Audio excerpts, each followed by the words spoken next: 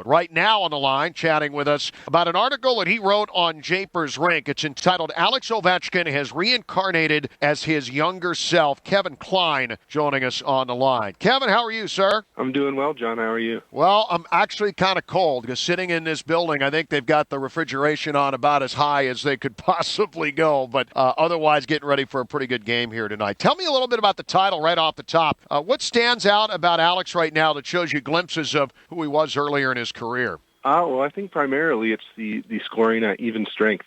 Over the last 3 years, he's won the Rocket Richard Trophy each year, which is the NHL's trophy for the goal-scoring leader. But that was definitely buoyed by his extreme effectiveness on the power play. And this year, he's still effective on the power play. He leads the league by 3 goals in that category, I believe. But he's also at the top of the list in even strength scoring, which is something that was a trademark of his at the beginning of his career. But then when some inconsistency in the organization and the systems through the end of Boudreau and Hunter and Oates, the team really struggled at even strength. And now that scoring is back. And I think that is really what is the sign that he's kind of rediscovered what he was doing. What do we think some of the theories may be besides coaching changes and Barry Trotz coming in? Is this something that Alex is taking advantage of a system that works better for him? Does it the fact that he's got a second line that actually lately is even outperforming his own? Does that take the pressure off? What do you think some of the root causes of that might be? Well, I certainly think having TJ Oshie up on the top line every single game, night in and night out, is definitely helpful. Oshie's probably the best scoring threat that he's played with since Alex Semin would occasionally get put on the top line there. And I think that opens up some ice for him. I think he's also just really getting to the high danger areas more often. If you kind of look at his shooting history, he's always been an incredible volume shooter. You reeled off the stat earlier about how many games with 10 shots on goal he has compared to the rest of the league over his career. But now he's kind of not going for those perimeter shots quite so much and getting into the high traffic zones and driving the net. And he's obviously still got his incredible shot from the top of the circles and stuff like that. But I think he's relying on it less. Power play has been, by and large, very good again this season. A couple of brief hiccups in the recent past notwithstanding. But as far as the power play goes and you have the weapons around him that he does, I just kind of thinking out loud here, but John Carlson was in and out. You had Matt Niskanen for a while, and he still manages to have a decent amount of the power play. But how much of not having Mike Green back there and having a little bit of instability as far as who was feeding him the puck the most on the power play, let's call it over the last month and a half ago, how much of an effect does that have? I mean, I certainly think that not getting that pass in the wheelhouse with the regularity that he was able to get it from Green has an effect. You know, Carlson and Niskanen are both great, but just really getting that puck right between his legs, it doesn't happen with the same regularity. But you do see him go to the net. You see the power play goal he scored against Minnesota last week, where he takes the bounce off the backboards and then just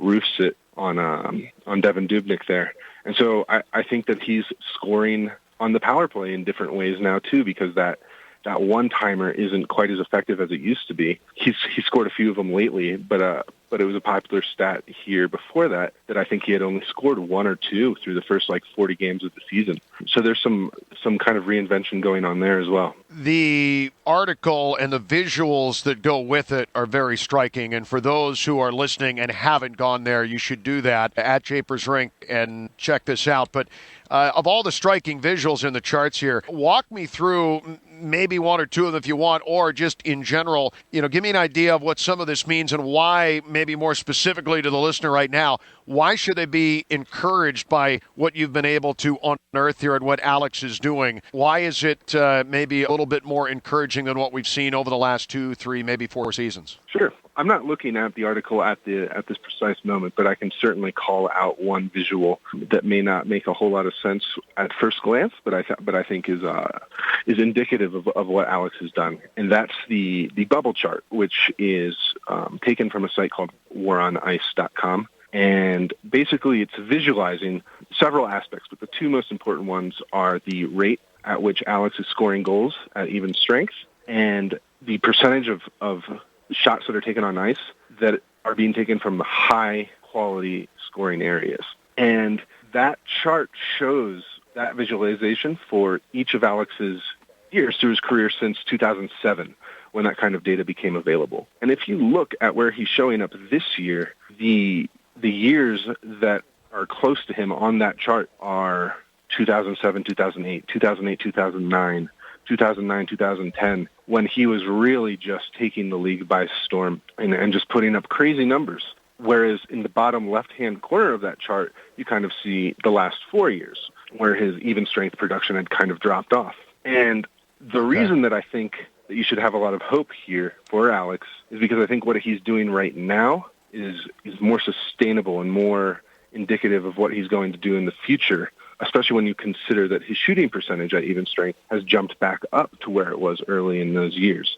And that's often an indicator of when someone is truly falling off or if they're just in a little bit of a slump. Something like this, Alex is 30 years old now, and I think you look at something like this and say, he's going to continue having the resplendent career that he's already had. The sustainability part is the part I want to hit on. Kevin Klein joining us from Japers Rink, and not so much on the article that you wrote and Alex specifically, but pivoting just a little bit to the game against Los Angeles the other night. A lot of people ask the question, yes, we've seen the Capitals have good regular season success before. They hear people like us say, well, yeah, this is different, and here is why. I look at that game against LA in the third period after what was not a great second period and giving up as many shots as they did. The Kings were certainly dominant in the second, but as good a third period as that to me was playoff hockey. And looking at those two teams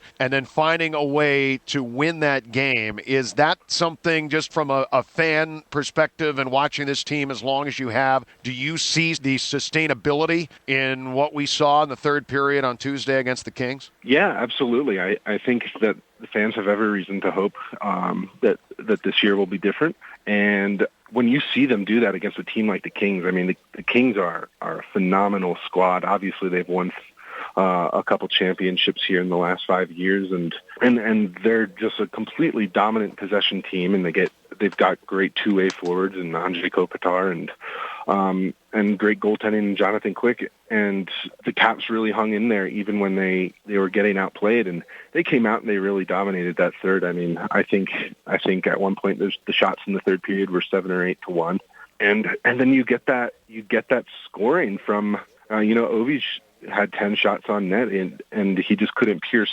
Quick.